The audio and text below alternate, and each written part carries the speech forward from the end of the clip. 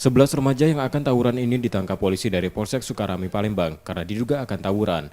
Mereka ditangkap di Jalan Soekarno-Hatta dan direkam warga kemudian ramai di media sosial. 11 remaja yang diamankan setelah diperiksa, 4 diantaranya masih berstatus pelajar, salah satunya sedang membawa senjata tajam, sedangkan lainnya putus sekolah. Dari mereka polisi menyita stik golf dan bermacam alat lain yang biasa digunakan untuk tawuran. Polisi mengambil tindakan memberi sanksi diserahkan ke Dinas Sosial untuk dilakukan pembinaan. Penyerahan pembinaan remaja disaksikan orang tua di kantor polisi.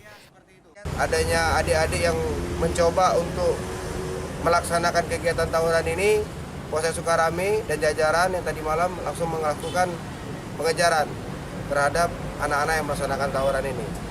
Nah, dari 11 ini 10 lainnya akan dilakukan pembinaan oleh rekan-rekan Dinsos. Di sini kami undang Dinsos yang mana nanti akan dibawa ke Dinsos di daerah Indralaya, Oganilir.